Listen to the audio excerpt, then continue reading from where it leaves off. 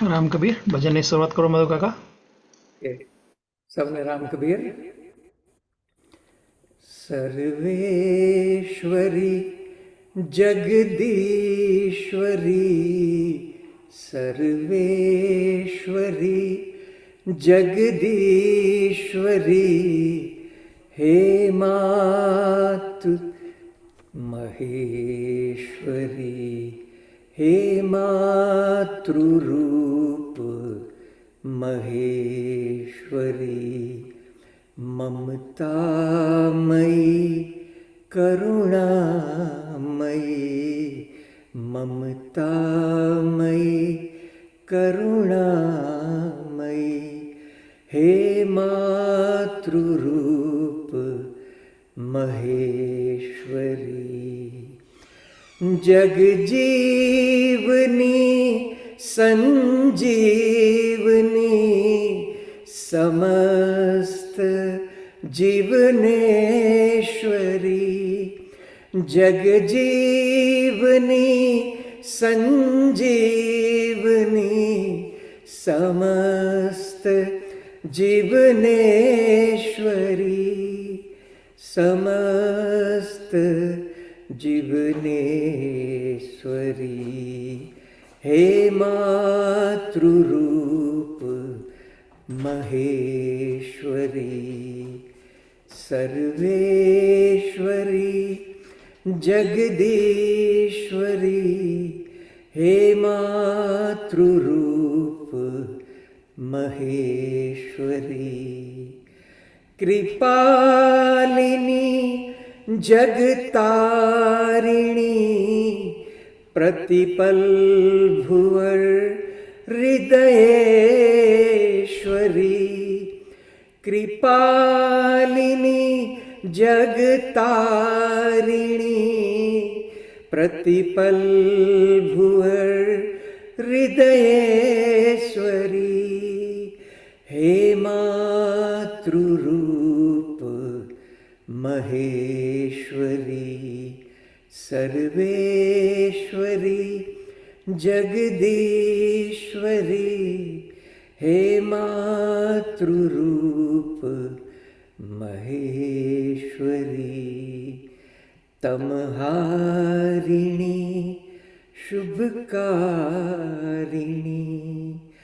तमहारिणी शुभकारिणी, मनमोहनी हृदयेश्वरी, तमहारिणी शुभकारिणी, मनमोहनी विश्वेश्वरी, मनमोहनी विश्वेश्वरी,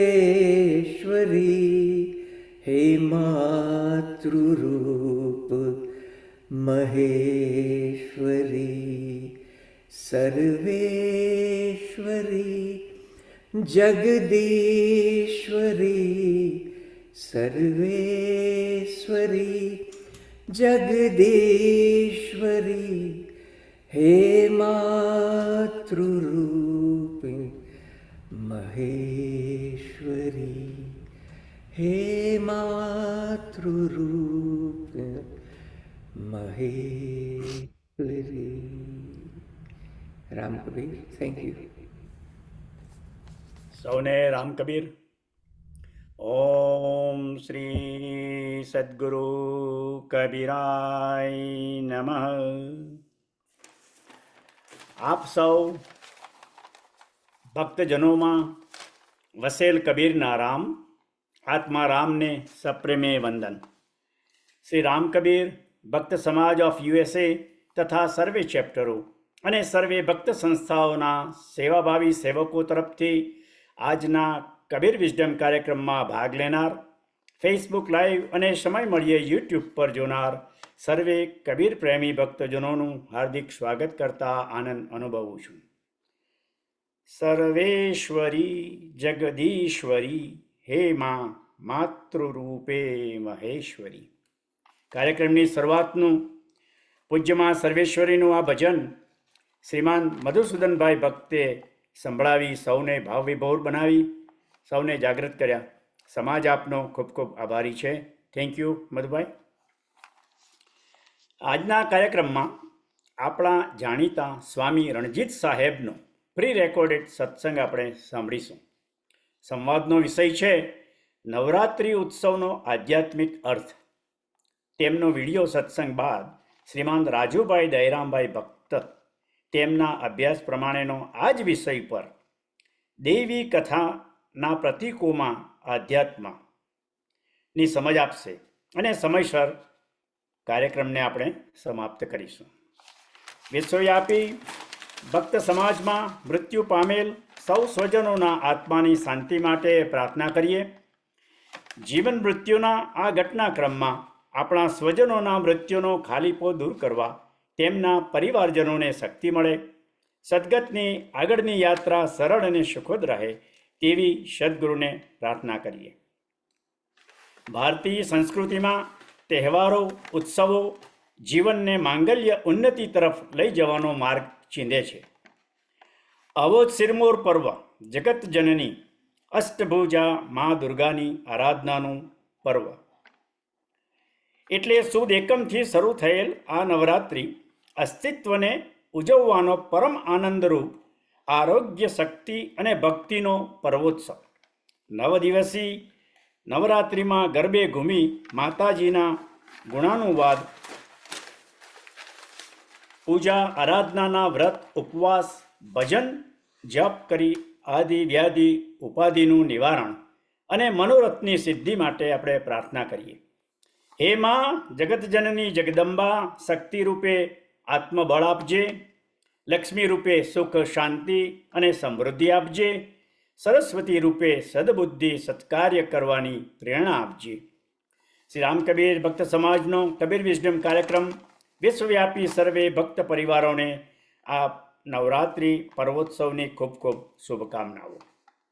કબીર વિઝડમમાં નિમિત્ત ભાવે પીરસાતી જ્ઞાનવાણી, બોધવાણીથી ભક્તિ અને જ્ઞાન જેવા સત્સાધનોથી ભક્તજનો જાગૃત થાય, આધ્યાત્મિક વિજ્ઞાન સમજી સ્વવિકાસ સાધે તે જ એકમાત્ર આશય છે.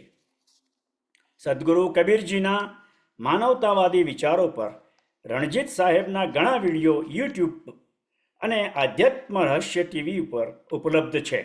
સૌ ભક્તજનો તેનો લાભ લે તેવી અપેક્ષા. તો ચાલો આપણે સંત સ્વામી રણજીત સાહેબનો વિડીયો સાંભળીએ.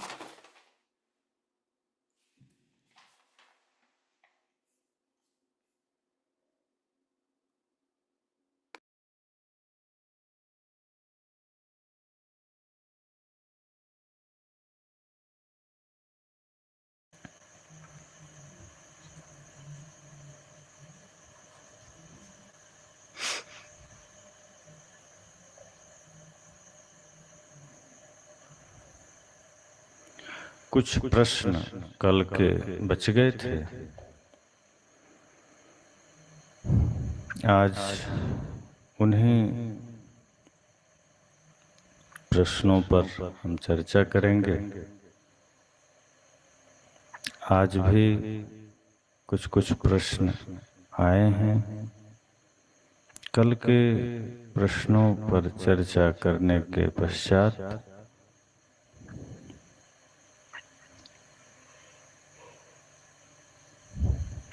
आज के प्रश्नों पर हम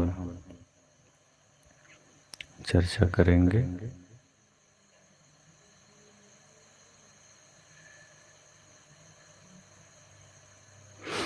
तो कल का जो प्रश्न है उसमें से प्रथम प्रश्न जो हमने अभी लिया है, हमारे ललित जैन जी ने पूछा था कल कि सामने यदि भगवान मिल जाएं और एक विश अर्थात वर मांगने को कहें, कोई एक इच्छा, तो क्या मांगना चाहिए?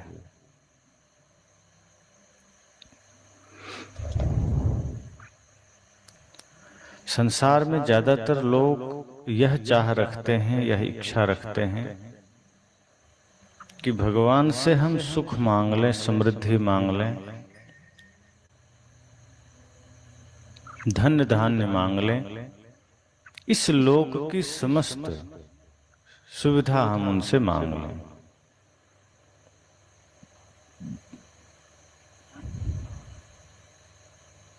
परंतु क्या सच में गुरु या भगवान से इन चीजों को मांगना चाहिए, या क्या मांगना चाहिए? ऐसा अवसर आ जाए तो क्या मांगना चाहिए? इतिहास में जितनी भी घटनाएं हैं उसमें आप देखें,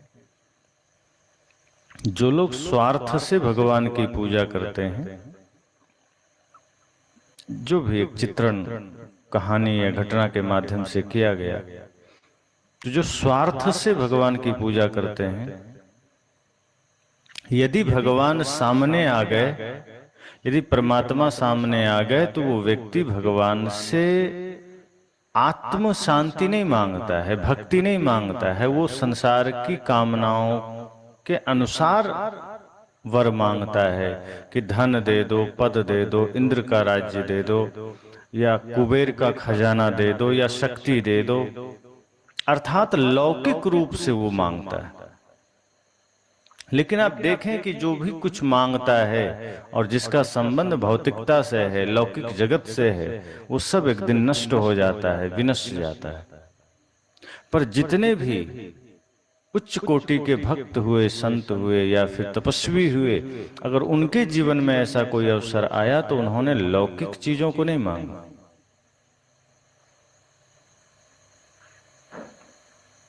तब उन्होंने वह धन मांगा, वह वर मांगा जो छूटे नहीं। गुरु से या भगवान से हम वो नहीं मांग लें जो यहां हम अपने कमाकर भी पा सकते हैं, अपनी मेहनत से भी पा सकते हैं। भौतिक जगत में कुछ भी ऐसा नहीं जो आप मेहनत से ना पा सकें। तो भगवान से क्या वही धन मांग लें, पद मांग लें, शरीर के लिए सुख सुविधाएं मांग लें? भगवान से सदैव भक्ति मांगे, मुक्ति मांगे, आत्म शांति मांगे। अगर गुरु या भगवान सामने आ जाएं तो एक ही प्रार्थना करो कि प्रभु आपके ही चरणों में भक्ति बनी रहे, और ऐसी शक्ति देना, ऐसा बल प्रदान करना कि हम अपना कल्याण तो कर ही सकें, हम जगत कल्याण कर सकें, हम राष्ट्र का कल्याण कर सकें। हमें अपने लिए कुछ नहीं चाहिए। गुरु से या भगवान से जब भी कभी मांगने का अवसर आ जाए और वे कह दें कि जो इच्छा है मांग लो, इतना ही कहना कि बस इतना ही शक्ति, इतनी ही शक्ति, इतना ही ज्ञान दे दो कि आपके चरणों में प्रेम बना रहे, कि मैं इतना सामर्थ्य अर्जित कर लूं कि मैं और अधिक सेवा कर सकूं, कि मैं और अधिक परमार्थ कर सकूं। वो भजन अक्सर मैं गुनगुनाता हूं। इतनी शक्ति हमें दे न दाता, मन का विश्वास कमजोर होना, हम चले नेक रास्ते पे हमसे भूल कर भी कोई भूल होना। तो ये मांग गुरु से या भगवान से मांगने का अवसर आवे और वे हमें कहें कि कुछ मांग लो, तो इतनी ही शक्ति, इतनी ही भक्ति हमें चाहिए कि मैं परमार्थ कर सकूं, मैं आत्म कल्याण तो करूं ही, भक्ति के पथ पर तो चलूं ही, प्रेम के मार्ग पर तो चलूं ही, मैं जगत की सेवा भी कर सकूं, मैं प्राणी मात्र की सेवा कर सकूं। अब जैसे माता शबरी को भी मौका मिला, राम जी द्वार पर आए और राम जी ने कहा कि कुछ मांग लो। अब सोचिए कि राम जी कह रहे हैं और शबरी सामने है, न जिनके पास महल है, न जिनके पास ठीक ठाक वस्त्र हैं, न पैर में खड़ाऊं पन्ही, कुछ भी नहीं। लेकिन वो शबरी यह नहीं कह रही कि प्रभु घर बना दो, कपड़े दे दो, सोना चांदी दे दो, खाने को अन्न दे दो। कहती प्रभु और क्या चाहिए, आपका दर्शन हो गया, इससे बड़ा फल और कुछ भी नहीं, और कुछ नहीं चाहिए। उस स्तर तक उनकी चेतना जगी है कि भौतिक जगत उन्हें थोड़ा भी रिझा ना सका। अन्यथा बड़े बड़े का मन डोल जाता है। अगर खुली छूट मिल जाए, खुला निमंत्रण मिल जाए कि स्वयं साक्षात परमात्मा भगवान सामने हो और कह दे कि जो चाहो मांग लो और देने को भी राजी हो, तो कहीं ना कहीं मन डोल जाता है। लेकिन शबरी भौतिक रूप से बिल्कुल फकीर है, कुछ नहीं है, दरिद्रता है भौतिक रूप से, लेकिन मन में भक्ति की शक्ति ऐसी है, प्रेम की शक्ति ऐसी है, धर्म की शक्ति ऐसी है कि बड़े बड़े सम्राट भी जीरो, शून्य। और वो शबरी कहते कुछ नहीं चाहिए, जो भी बाहर मांगो शरीर के साथ छूट जाना है।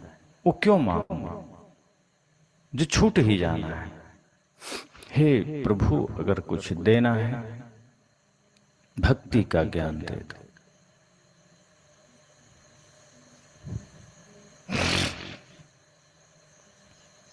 तो जब शबरी को भी मांगने का अवसर आया तो उसने भगवान से भक्ति मांगी। हनुमान जी को मांगने का अवसर आया तो उन्होंने राम जी से कहा, प्रभु अगर कोई पद देना चाहते हैं तो आप अपने दोनों पद दे दीजिए। राम जी ने पद देना चाहा, अर्थात कोई पोजीशन, पद, जैसे आज होता है ना, मुख्यमंत्री का पद है, प्रधानमंत्री का पद है, राष्ट्रपति का पद है या अन्य मंत्रियों का पद है, किसी भी रूप में, कोई शिक्षक हैं, कोई अधिकारी हैं, कोई ठेकेदार हैं, तमाम तरह के धन धान्य के जगत में, भौतिक जगत में अनेकों प्रकार के पद हैं। राजा का पद है तो राम तो वह पद देना चाहे, पर हनुमान जी ने क्या कहा कि ये पद क्या लेकर करेंगे, ये पद पाने वाले तो फिर भूत हो जाते हैं। अभी कोई प्रधानमंत्री है, अगला चुनाव हार जाए तो भूतपूर्व प्रधानमंत्री हो जाएंगे, तो ऐसा पद लेकर क्या करेंगे जिससे हम भूत हो जाएंगे। प्रभु अगर आप देना चाहते हैं तो ये कोई पद हमें नहीं चाहिए, फिर आप अपने दोनों पद हमें दे दीजिए। अर्थात पद मतलब यहाँ पैर। तो हनुमान जी को भी जब मांगने का अवसर आया तो उन्होंने चरण मांगे भगवान से। माता शबरी को अवसर आया तो उन्होंने भक्ति मांगी। जितने भी भक्त संत महापुरुष हुए, तपस्वी हुए, योगी हुए, उन्हें जब जब जीवन में अवसर लगा उन्होंने संसार की किसी कामना को आगे नहीं लाया, संसार की किसी भी चाह को आगे नहीं लाया।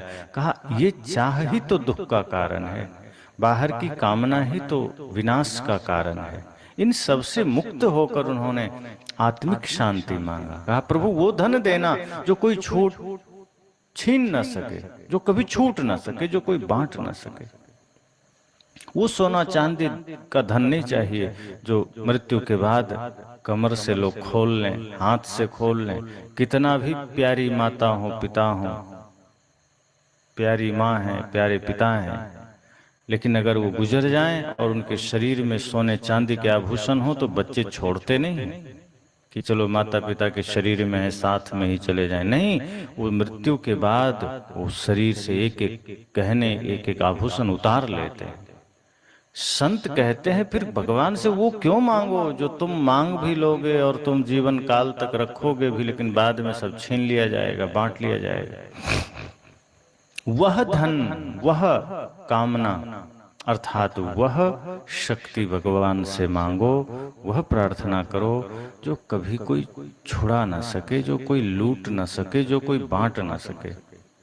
जिसे मीरा कहती हैं, खर्चे नहीं कोई चोर न लूटे, दिन दिन बढ़त सवायो, पायो जी मैंने राम रतन धन पायो। वो धन मांगना है। तो अगर भगवान सामने आ जाएं तो उनसे यह मांगिए, यह कामना करिए कि प्रभु कुछ नहीं, संसार नहीं चाहिए मुझे, दुनियादारी नहीं चाहिए, धन वैभव नहीं चाहिए, वो तो हम किसी न किसी भांति अर्जित कर लेंगे, ये तन है हमारे पास। शरीर को भोजन चाहिए, वस्त्र चाहिए, आवास चाहिए, वो हम कर लेंगे व्यवस्था, लेकिन हमें वह चाहिए जो संसार में कहीं ना मिलेगा, जो हम कहीं पा ना सकेंगे। वह आत्मिक शक्ति, आत्मबल, वह भक्ति चाहिए जिससे हम मुक्ति तक जा सकें, मोक्ष तक जा सकें। तो भगवान से मुक्ति मांगे, भगवान से मोक्ष मांगे, भक्ति मांगे।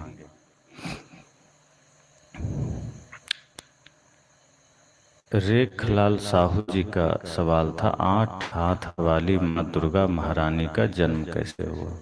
तो पुराणों में जो कथा आती है उसके अनुसार से महिषासुर नाम का एक राक्षस था और उसका अत्याचार इतना बढ़ गया कि कोई देवता मारने में सक्षम नहीं हो रहे थे। तो सभी देवताओं ने अपनी संयुक्त शक्ति से देवी दुर्गा का आवाहन किया और उस संयुक्त शक्ति से दुर्गा का जन्म हुआ।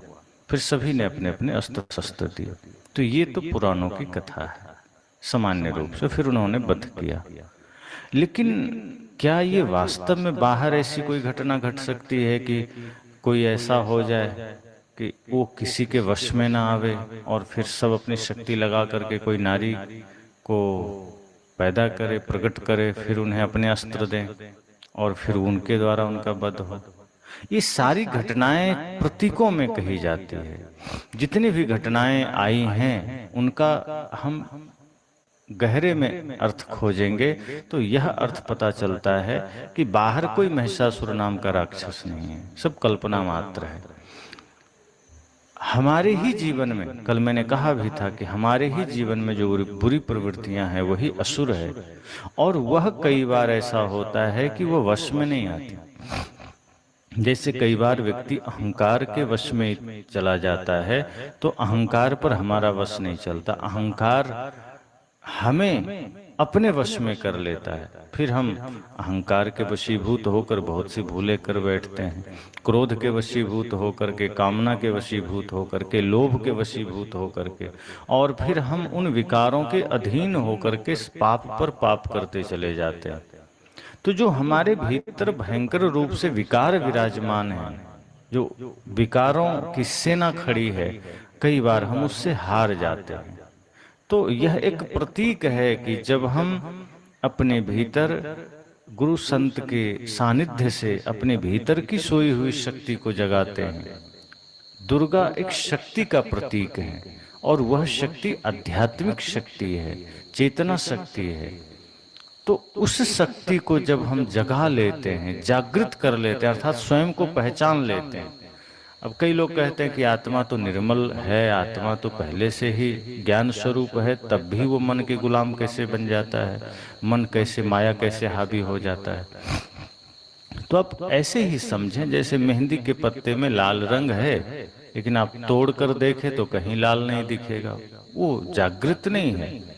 उसको आप घिसेंगे, धीरे धीरे घिस करके कुछ देर छोड़ देंगे, तब लाल रंग प्रकट होता है। तो अनादि काल से आत्मा को माया का संग मिला है, मन का साथ मिला है, तो इस पर अविद्या का, माया का रंग चढ़ा हुआ है, इसलिए यह जल्दी भटक जाता है। इसलिए गुरु संत के सानिध्य में जाकर सोई हुई शक्ति को जगाना पड़ता है। तो जो भीतर हमारी सोई हुई शक्ति जागती है, वह सोई हुई शक्ति अर्थात भीतर जो हमारी शक्ति है वही दुर्गा है, और हर किसी में वो शक्ति है। और प्रत्यक्ष रूप आज नारी, जितनी भी हमारी नारी हैं, माता हैं, वो स्वयं साक्षात दुर्गा के रूप हैं। तो यहाँ जो दर्शाया गया 8 हाथ वाली, तो कोई ऐसा नहीं होगा कि इधर एक हाथ है तो इसमें और 3 हाथ लगे होंगे, या बाएं तरफ भी 3 हाथ और लगे होंगे, 8 हो जाएंगे, ऐसा नहीं है।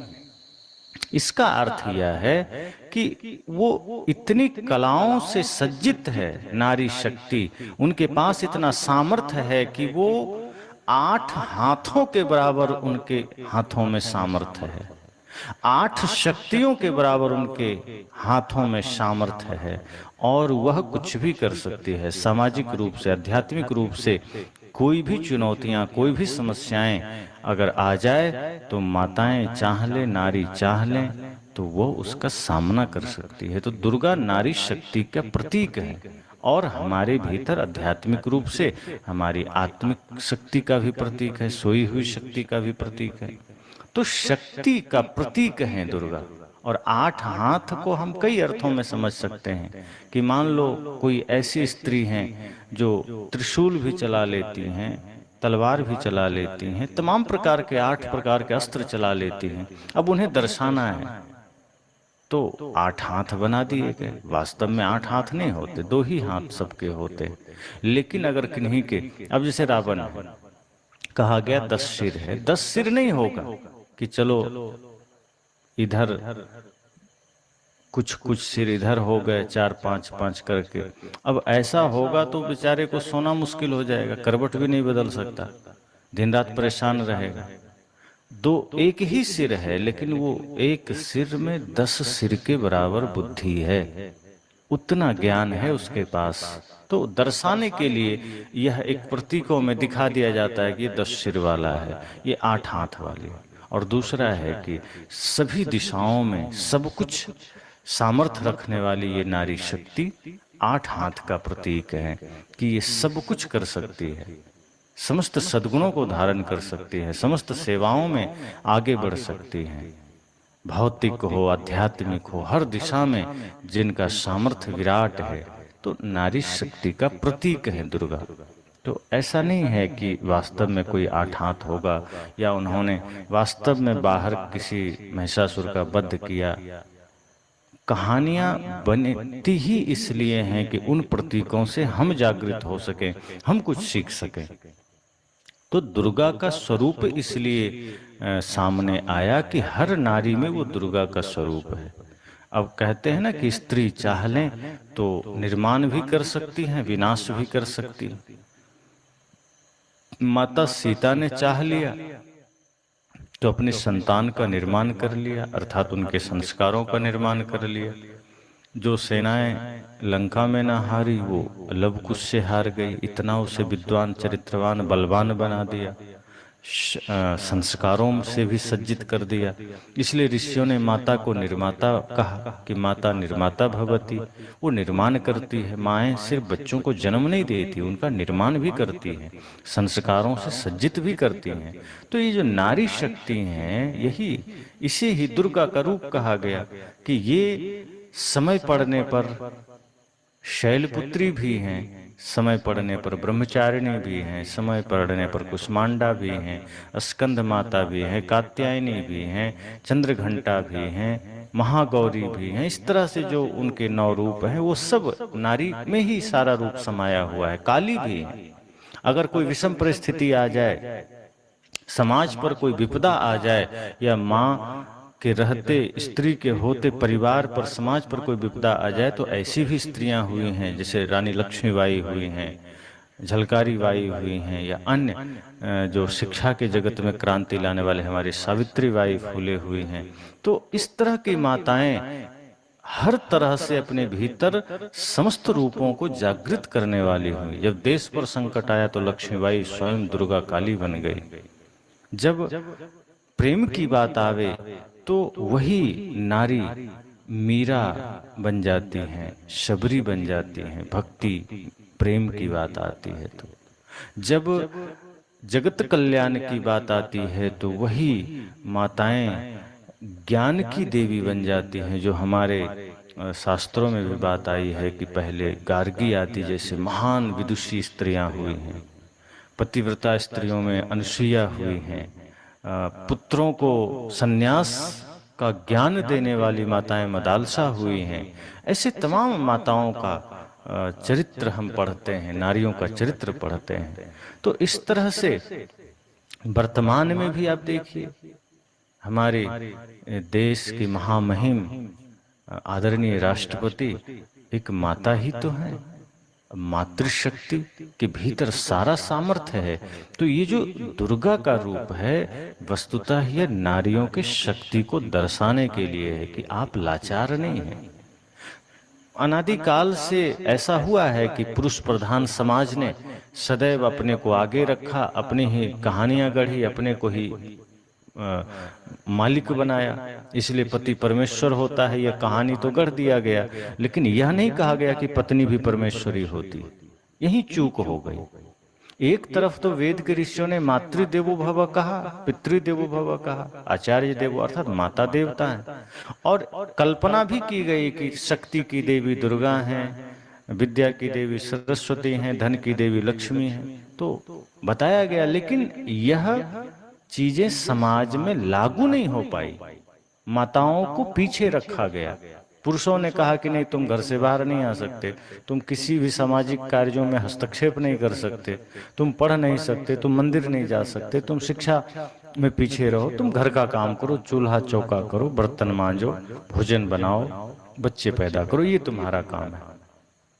लेकिन पुरा काल में भी विदुषी माताएं थी जो वेद के मंत्र भी लिखे हैं, वेद की ऋचाओं का निर्माण किया है, तमाम शास्त्रों को उन्होंने लिखा है, बड़े बड़े शास्त्रार्थ में बड़े बड़े विद्वानों को भी हराया है। तो ऐसी परम शक्ति संपन्न माताएं भी हुई, लेकिन बाद में पुरुष प्रधान समाज ने उनको पीछे किया। और ऐसी ऐसी बातें फिर आ गई समाज में कि स्त्रियां तो पढ़ ही नहीं सकती, वो तो आगे बढ़ नहीं सकती, वो मंदिर नहीं जा सकती। तो धीरे धीरे उनकी शक्ति को दबाने का काम किया गया और पुरुष प्रधान समाज ने अपने को ही आगे बढ़ाने का काम किया कि मैं ही सर्वोपरि हूँ, मैं ही परमेश्वर हूँ, मैं चाहूँ तो कुछ भी कर सकता हूँ, कितना भी दुराचारी बन जाऊं, कितना भी व्यभिचारी बन जाऊं, कितना भी नशेबाज बन जाऊं, पर स्त्री तुम मेरे पैरों की जूती बनकर रहो, तुम मेरे आज्ञा में रहो। लेकिन बाद में हमारे महापुरुषों ने इसे खंडन किया, इसका खंडन किया कि नहीं, जो तुम हो वही वो है। देह का अर्थात कपड़े का भिन्नता है, कपड़े की भिन्नता है। तुम पुरुष का कपड़ा पहने हो, वो स्त्री का कपड़ा पहनी है, चैतन्य शक्ति तो दोनों में वही है, आत्मा तो दोनों में वही है, तो भेद किस बात का। बल्कि समाज में ज्यादा उपयोगिता जिनके जीवन का है, जिनके जीवन से ज्यादा कल्याण संभव है, वो तो माताएं हैं। माताओं के निकट ही संतान का रहना होता है, गर्भ में पलने से लेकर के जन्म के बाद का समय वो माताओं के साथ बीतता है। तो वो वही माता है जो स्त्री को भी जन्म दे रही है, पुरुष को भी जन्म दे रही है। तो जो पुरुष और स्त्री दोनों का सृजन कर रही हैं, जो दोनों को जन्म दे रही हैं, उनसे श्रेष्ठ कोई पुरुष कैसे हो जाए। तो नारी से श्रेष्ठ कभी कोई नहीं हो सकता, वो स्वयं श्रेष्ठ है। और यह भी उनकी श्रेष्ठता स्वाभाविक है, ऐसा नहीं कि कोई पुरुष कहे कि तुम श्रेष्ठ हो तो वो श्रेष्ठ है, ऐसा नहीं है, वो है श्रेष्ठ, क्योंकि वो सृष्टि के जन्मदात्री हैं। वे करुणा वात्सल्य प्रेम की मूर्ति हैं, भक्ति की मूर्ति हैं। तो इस तरह से दुर्गा तमाम शक्ति रूपों में नारी का ही प्रतीक है, आज के मातृशक्ति का प्रतीक है। और जब हम समस्त मातृशक्ति में वही दुर्गा का रूप, वही उनके 9 रूपों को देखने लग जाएंगे, तो यह समाज तो परिवर्तित हो जाएगा। फिर कहीं कोई समस्या न रहेगी, फिर कहीं किसी भी गली चौक चौराहे में हमारी माँ बहन बेटियों को सिर झुकाकर नहीं चलना पड़ेगा, उन्हें भय में नहीं चलना पड़ेगा, उन्हें शंका में नहीं चलना पड़ेगा। फिर वो ये सोच कर नहीं चलेंगे कि पता नहीं कोई हमें बुरी नज़र से तो नहीं देख रहा, पता नहीं कहीं कोई समस्या तो नहीं आ जाएगी, घबराहट में नहीं चलना पड़ेगा। पर एक तरफ नारी की पूजा हो रही है, दुर्गा की पूजा हो रही है, सरस्वती की पूजा हो रही है, दूसरी तरफ हमारे देश हमारे समाज में नारी अपमानित हो रही है। सदगुरु कबीर तो कहते हैं कि तुम अपने को महान बताने वाले पुरुष तुम हो क्या? ये मिट्टी पानी आग हवा से निर्मित शरीर, हाड़ चाम से बना शरीर को धारण करके तुम अपने को बड़ा कहते हो। अरे जिस नारी के गर्भ से तुमने जन्म लिया है उससे बड़ा तुम कैसे हो जाओगे? इसलिए कबीर साहब कहते हैं, को पुरुषा को नारी, कौन स्त्री कौन पुरुष, सबके भीतर वही आत्मा विराजमान है, कोई स्त्री पुरुष नहीं। ये तो बाहर प्रकृति ने जो दिया है वो कपड़े तुम पहने हो, आधे वसे पुरुष आधे वसे जो। सदगुरु कहते हैं कि दोनों ये शरीर प्रकृति है, अर्थात शरीर भी स्त्री रूप है और आत्मा पुरुष है, तो दोनों आधा आधा मिलकर तो पूरा होते हैं। और गृहस्थ जीवन में भी कहा जाता है कि जब तक पति पत्नी दोनों आधे आधे भाव, अर्थात जब तक दोनों पूर्ण रूप से मिल न जाए तब तक पूर्णता नहीं आती। पुरुष कहे मैं पूरा हूँ, तुम बस नौकरानी बनकर रहो, तुम सेविका बनकर रहो, तो पूरा नहीं होता, फिर वहाँ सामंजस्य नहीं बैठेगा। दोनों जब संपूर्ण समर्पण के साथ एक दूसरे में समाहित होते हैं तो पूर्णता आती है गृहस्थ जीवन में। तो 8 हाथ वाली दुर्गा महारानी का जन्म की कथा तो इस तरह से आई है, लेकिन वो कल्पना मात्र है। वस्तुतः वो हर नारी में जो शक्ति विराजमान है, बल्कि समस्त सृष्टि में जो शक्ति विराजमान है, पुरुषों में हो नारी में हो, शक्ति है ही माता का रूप में, वो है ही दुर्गा के रूप में। शक्ति शब्द ही स्त्रीलिंग है, तो पुरुष के अंदर हो स्त्री के अंदर हो, वो शक्ति दुर्गा का ही रूप है। और वह अभी सबके भीतर सोई हुई है, तो सदा से विराजमान। जैसे मैंने कहा कि मेहंदी में लाल रंग है, पत्थर में आग है, लेकिन पत्थर जब एक दूसरे से टकराए तब आग निकलती है। इसी तरह से जब हम शुद्ध संग करके, सत्संग करके, गुरु की शरण में जा करके अपने भीतर के आध्यात्मिक शक्ति को जगाते हैं, तब समझ लो कि शक्ति का जन्म हुआ, तब दुर्गा शक्ति जागृत हुई, तब समाज में शांति आएगी। चाहे वो नारी के भीतर की शक्ति हो, पुरुष के भीतर की शक्ति हो, इस तरह से।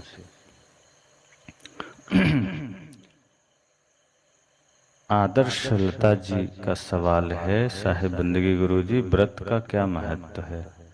तो सामान्य रूप में व्रत का महत्व यह लोग बताते हैं कि उपवास रहने से, भूखे रहने से या नमक वाला भोजन छोड़ देने से किसी विशेष दिन पर, जैसे सोमवार है या एकादशी है या पूर्णिमा का दिन है या अमावस्या का दिन है या नवरात्रि का समय है, ऐसे किसी भी विशेष अवसर, पवित्र दिन अगर हम उपवास रह लेते हैं तो हमें मुक्ति मिलती है या भगवान मिलते हैं, स्वर्ग मिलता है, समृद्धि मिलती है।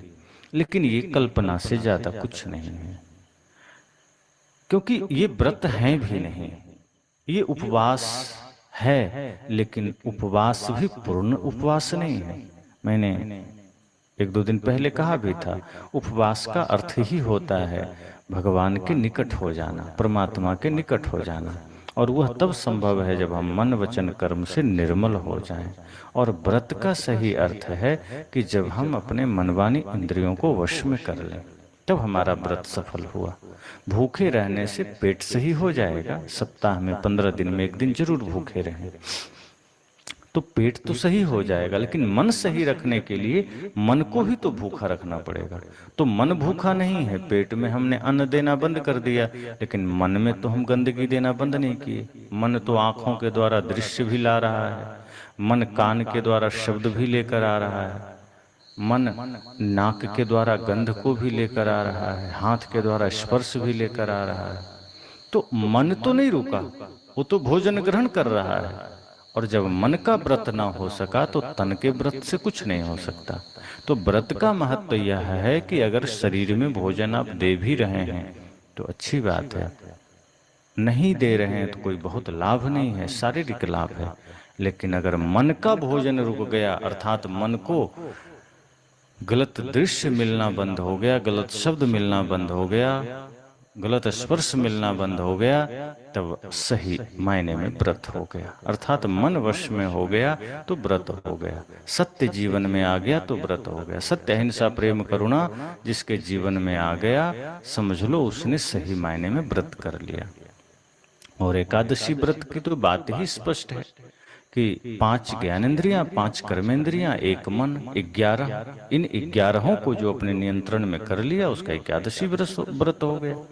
तो व्रत का यह असली अर्थ है। अब कई लोग इसमें कहते हैं कि नहीं ऐसा नहीं है, जो हमारे पूर्वजों ने बताया कि नहीं भूखे रह लो, उपवास रह लो और उस दिन पूजा कर लो, सब हो जाएगा, ऐसा नहीं है।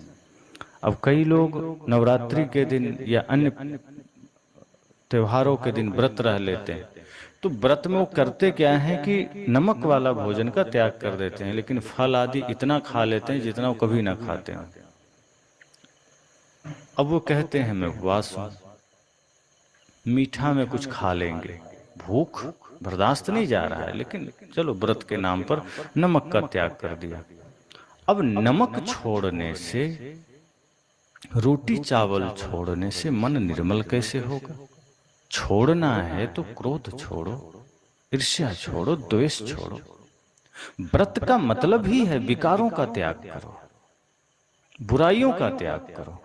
तो ये व्रत का महत्व है। हरेश जी गुजरात से हैं। इनका सवाल है, इंसान को प्रकृति ने बनाया या भगवान ने? इंसान को अर्थात शरीर का निर्माण तो प्रकृति के द्वारा हुआ है, अर्थात मिट्टी, पानी, आग, हवा, ये जो कुछ भी दृश्यमान जगत है इसके द्वारा हुआ है। और प्रकृति को ही एक तरह से भगवान कहा गया। प्रकृति अर्थात जो कुछ भी इस सृष्टि में स्वाभाविक रूप से चल रहा है वो प्रकृति शक्ति है। जैसे सूरज उग रहा है, चंद्रमा है, नक्षत्र हैं, एक सभी ग्रह एकदम समान रूप से निरंतर चलायमान हो रहे हैं। ये मिट्टी, ये पानी, ये पहाड़, ये जंगल, अब देखो कुछ भी अनिष्ट हम करते हैं, अत्यधिक प्रदूषण हम फैला रहे हैं, जंगल काट रहे हैं, तो प्रकृति असंतुलित हो जाती है, जो एक ऑटोमेटिक व्यवस्था है। फिर आप देखो कहीं सुनामी आ जाएगा, कहीं महामारी आ जाएगा, कहीं भयंकर त्रासदी आ जाएगी, तो प्रकृति संतुलन बनाती है। तो इस यही प्रकृति शक्ति है जिसके द्वारा शरीर का निर्माण हुआ।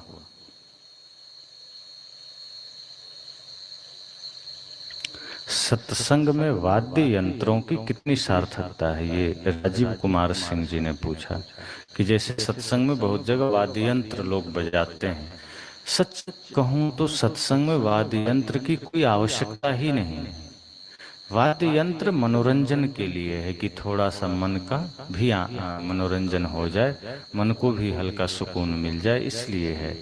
नहीं तो आप देखें जितने गहनतम ऋषि मुनि हुए हैं, गहरे ध्यान साधना में लीन, कोई वाद्य यंत्र उनके पास नहीं है। बैठे हैं, शिष्य बैठे हैं, ज्ञान चर्चा हो रही है, वो बस सत्संग चल रहा है। आज भी बहुत से जगह आप देखिए जो उच्च कोटि के संत हैं, वहाँ वाद्य यंत्र उतना नहीं है जो ज्ञान चर्चा के समय आवश्यकता नहीं है। हाँ, समय समय से वो वाद्य यंत्र का प्रयोग करके कुछ भजन आदि करवा लेते हैं, लेकिन जिस समय साधना का समय हो, ध्यान का समय हो, सत्संग का समय हो, वाद्य यंत्र का कोई महत्व नहीं है, उसमें कोई जरूरत नहीं।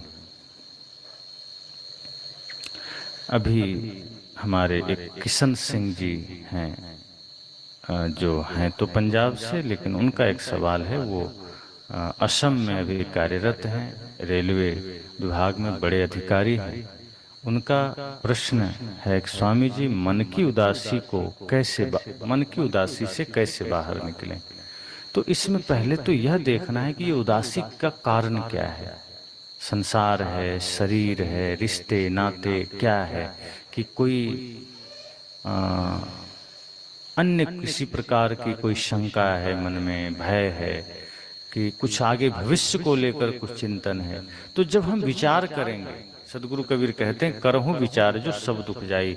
जब हम विचार करेंगे तो पता चलेगा कि अगर किसी भौतिक चीजों के वजह से या रिश्ते नातों के वजह से कोई उदासीनता है, या जिस हमारी उदासीनता का कारण कोई भौतिक वस्तु है, तो फिर हमें विचार करना है कि जो शरीर मेरा नहीं, उस शरीर से जुड़े हुए प्राणी पदार्थ मेरा कैसे होगा? फिर मैं इसके प्रति क्यों इतना दुखी हूँ, क्यों इतना उदासीन हूँ? क्यों ना मैं अपने भीतर लौट सकूं? क्यों ना मैं ध्यान के द्वारा, योग के द्वारा स्वयं को पा सकूं, स्वयं को जान सकूं? ये संसार तो सदैव उदासीनता ही देगा, संसार आनंद नहीं दे सकता। ये भौतिक चीजें हमें सुविधा देंगी और उदासीनता भी देंगी, लेकिन जब हम भीतर लौटेंगे ध्यान के द्वारा तो अनंत आनंद का सागर है। तो भीतर जब लौटेंगे तब उदासीनता मिटेगी, और इसका साधन ध्यान है।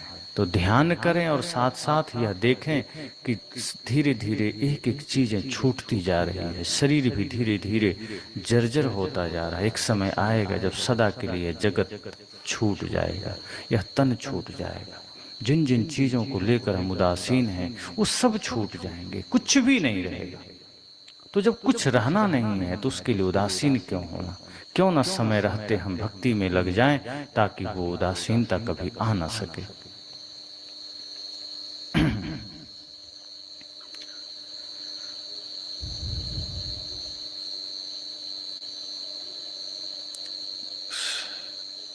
कैलाश चंद्र डालमिया जी कहते हैं पेड़ पौधे जड़ हैं या जीव, वे जड़ हैं, सजीव रूप में हैं, जीव उसमें नहीं है।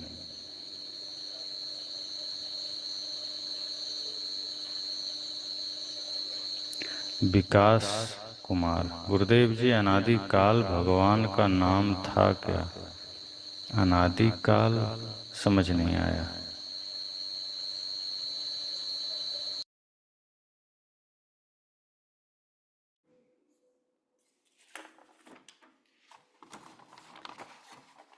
સરસ રણજીતદાસજીનો વિડીયો સત્સંગમાં ભગવાન પાસે જગત કલ્યાણ કરવાની શક્તિ અને પ્રભુ ભક્તિ સિવાય બીજું કંઈ પણ ન માગીએ, આત્મિક શાંતિ, પરમ આનંદ, રામ રતન ધન મેળવી મુક્તિ માગી જીવન સાર્થક કરો.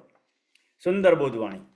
મહિષાસુર નામના અસુરનો નાશ કરનારી અષ્ટભુજામાં દુર્ગાનો પ્રતિકાત્મક સમજથી આત્મશક્તિ પર લાગેલ માયાનો પડદો હટાવી સ્વજીવનનો અંધકાર દૂર કરી આત્મજાગૃતિની વાતો થઈ.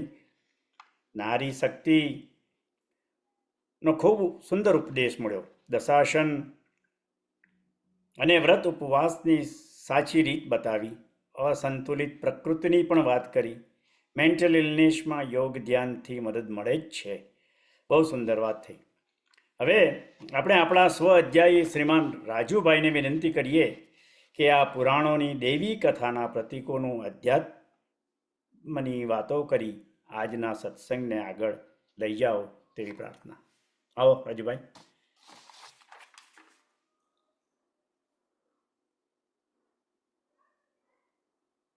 राम कबीर।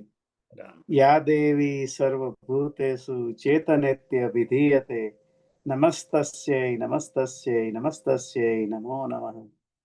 આ એક દેવી સ્તુતિની અંદર આવતો એક મંત્ર છે, જેની અંદર કહેવામાં આવ્યું છે કે એ દેવી તમે કોણ છો? ચેતનેત્ય વિધીયતે, તમે ચેતનાની સાથે સર્ગ કરીને આ પ્રકૃતિ દ્વારા, પ્રકૃતિના માધ્યમ દ્વારા આ જગતની ઉત્પત્તિનું કારણ છો. આ જગતની ઉત્પત્તિ કરનારા હે મહાન તત્વ તે આપ છો. આવું આની અંદર કહીને તેમને નમસ્કાર કર્યા છે. તો આપણે આ સ્વામી રણજીતદાસજી સાહેબ નો અતિ જ્ઞાનમયી અદ્ભુત વાણી, જે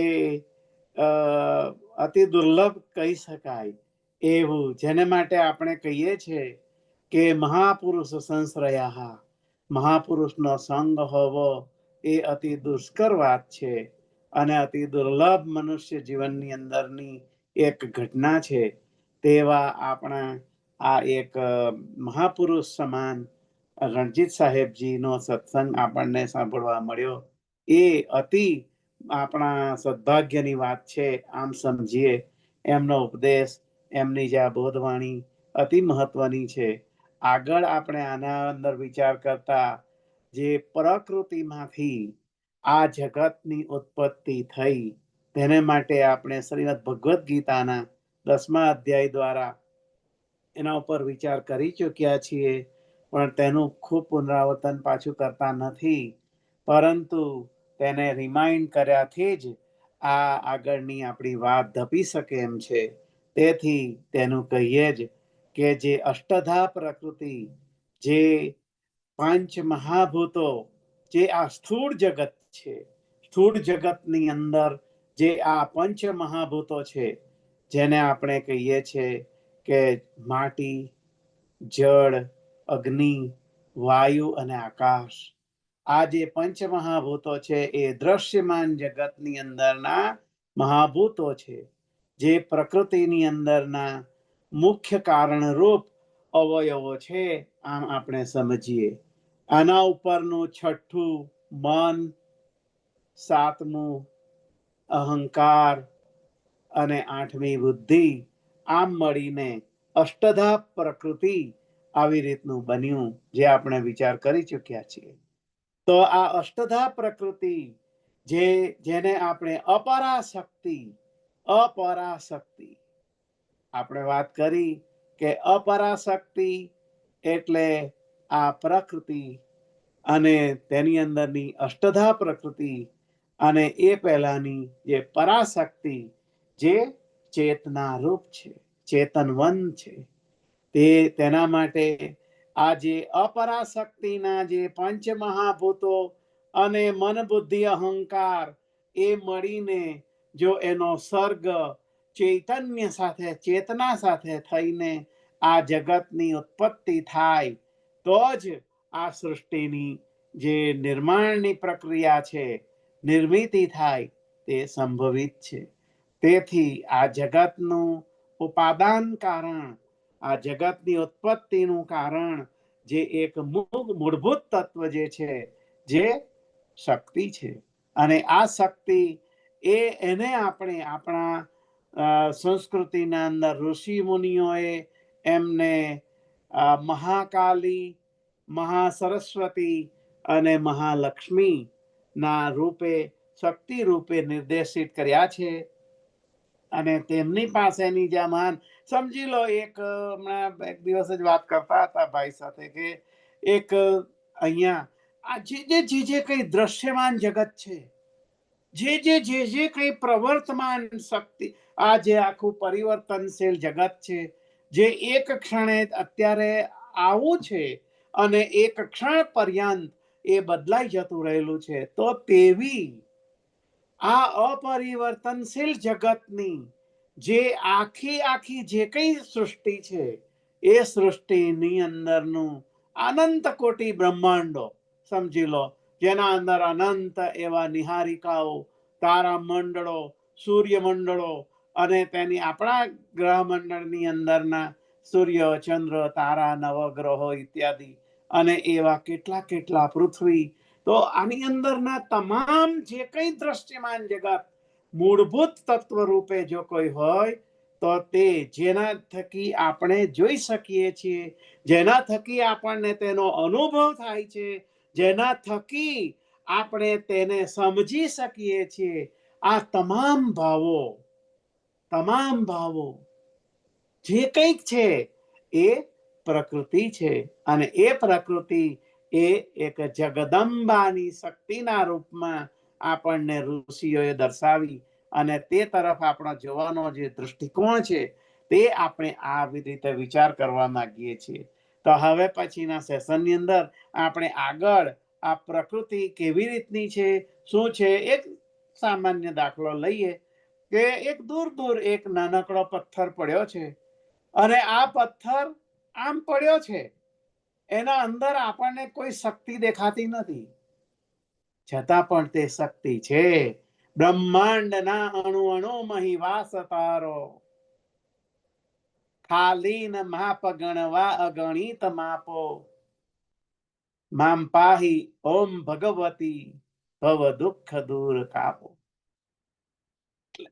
આ જે છે તે એ પથ્થરની અંદર કોઈ શક્તિ દેખાતી નથી, અનુભવાતી નથી, પરંતુ કોઈ કારણસર એ પથ્થર ઉડીને વાગે તો એના અંદરની જે સ્થિત શક્તિ છે તેનું આપણને ભાન થાય.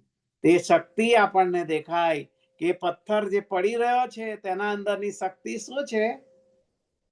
તો આવી પ્રકૃતિની અંદર રહેલી જે સમાહિત શક્તિઓ છે તે શક્તિઓનું આપણે હવે પછીના આગળના રવિવારના સેશનની અંદર કે જ્યારે આપણને નિર્દિષ્ટ થાય તે વખતે આપણે તેનો વિચાર કરીશું.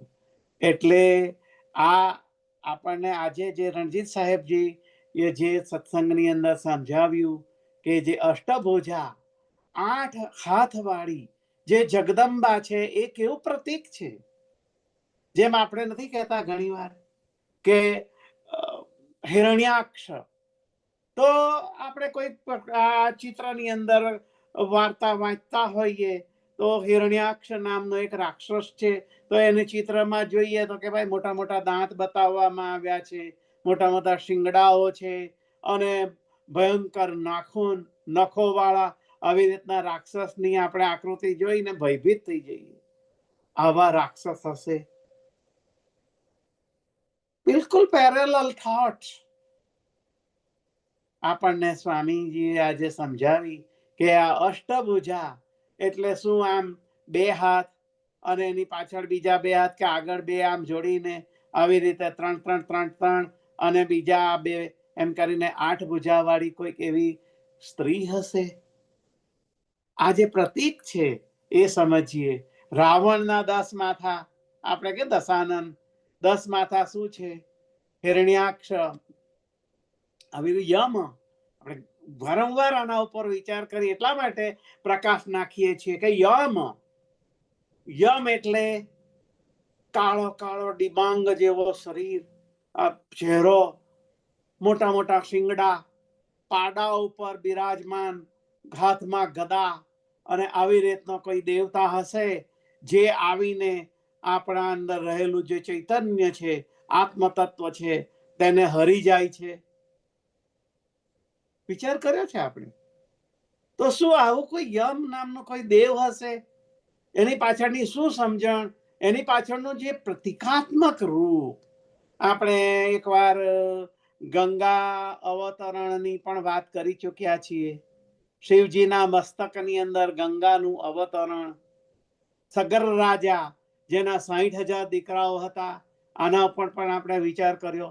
તો આ જે જુદા જુદા પ્રતીકો છે, અને પ્રતીકો દ્વારા આપણને આપણા વિશ્વના મહાન અત્યંત બુદ્ધિશાળી એવા ઋષિઓ આપણા જીવનની અંદર કેવી રીતનો પ્રકાશ પાડવા માંગે છે, તેના ઉપર આપણે જો વિચાર કરીએ તો આપણી સંસ્કૃતિને આપણે ન્યાય આપી શકીએ. આપણી વિરાસત, આપણી જે ધરોહર, આપણી જે સંસ્કૃતિ છે, તેના ઉપરનું આપણું જે ઋણ છે તે કદાચ અદા કરી શકીએ, અર્પિત કરી શકીએ. સંસ્કૃતિ માટે હું શું કરી શકું? તારે કશું કરવાની જરૂર નથી. તસ્માત ઉત્તિષ્ઠ કૌંતેય યુદ્ધાય કૃત નિશ્ચય.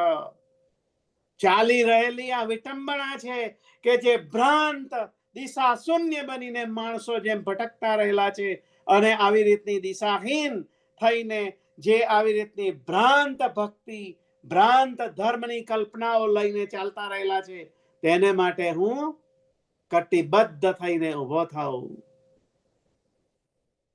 આ ઉભો થાઉં તો માં સંસ્કૃતિને એમ લાગે કે મારા દીકરો મને સારી રીતે સમજી શક્યો છે.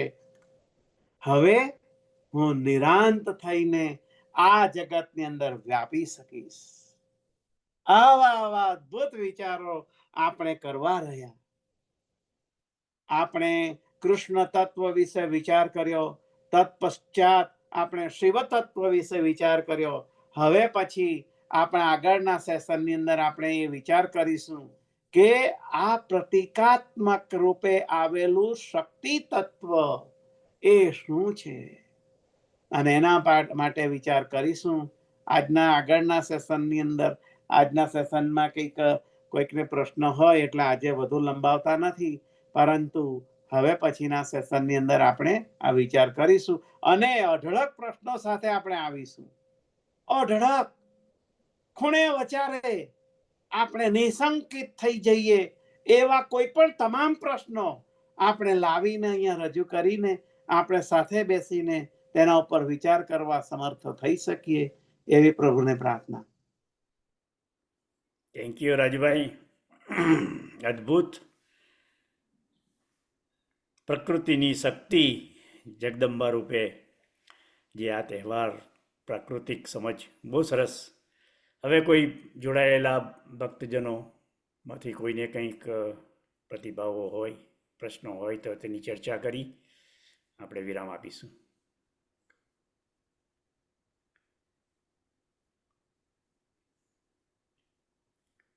આવો દીપકભાઈ.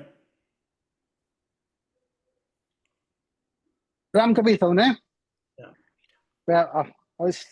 નારી શક્તિની તમે વાત કરી તો આજે શું અપડેટ કે મારી પછાડી આ પિનાકલ છે એનો થીમ જ હતો કે ભાઈ એને વુમન્સ માઉન્ટેનિયર. એમ ઘણી વખત કોઈ વખત તમારે એમને શોલ્ડર પર આપવું પડે, કોઈ વખત લિફ્ટ બી કરવા પડે, બી મેક શ્યોર કે ઉપર સુધી પહોંચે, શિખર સુધી. પણ રિયલી વી આર લિફ્ટિંગ અવરસેલ્સ. અમે પોતાની જાતને જ ઊંચે લઈ જતા હતા સ્કિલની અંદર, માઉન્ટેનિયરિંગ સ્કિલની અંદર. અને આની અંદર જ્યારે હું ભણવા ગયેલો કે માઉન્ટેનિયરિંગ કેવી રીતે કરવાનું, તો એશિયાની બેસ્ટ સ્કૂલ ઉત્તરકાશીમાં છે, call Nehru institute of mountaineering. ત્યાં બી આ વસ્તુ પર ખાસ ભાર આપવામાં આવેલો કે ભાઈ તમે કેટલો આગળ ગયા, તે તમારી આજુબાજુના બહેનો કેટલો આગળ ગયા તેની પર આધાર હોય છે. તો હેડ મેક શ્યોર કે they also come head, then we go head. તે એમને જ્યારે એમનું સ્તર જેટલું ઊંચું જાય તેટલું જ આપણું સ્તર બી ઊંચું જાય. તો really we are not lifting them, we are lifting અવરસેલ્ફ.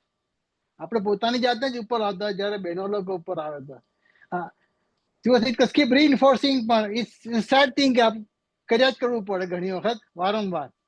That's all. Ram Kabir. Very good Deepakbhai, બહુ સરસ.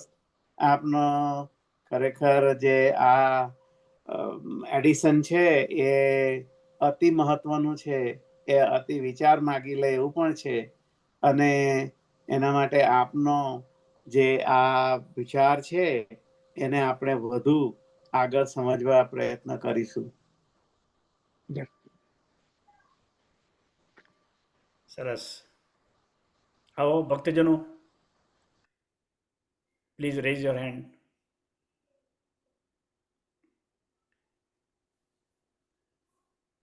રાજુભાઈ, ગોવિંદજી, પ્રભુભાઈ, કોઈને કંઈ પ્રશ્ન હોય, હેમંતભાઈ, પ્લીઝ કમ ફોરવર્ડ.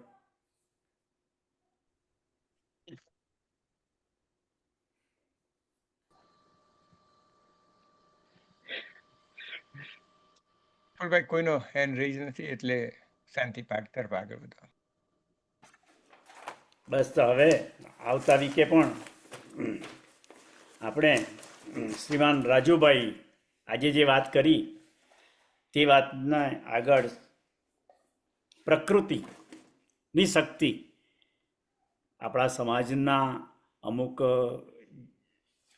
તહેવારો જે રીતના ઉજવીએ છીએ તેની પણ થોડીક અણસમજણને પણ એવો લઈ જવા માગે છે કે સાચી રીતના સમજીએ તો આપણે આરાધના કરી શકીએ. તો બધા જોડાજો. હરિ ઓમ.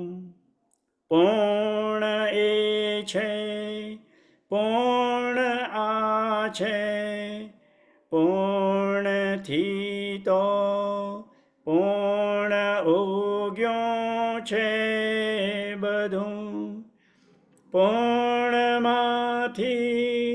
પૂર્ણ આપી દો ભલે, શેષ પાછળ પૂર્ણ રહેવાનું સદા. ઓમ શાંતિ શાંતિ શાંતિ. રામ કબીર.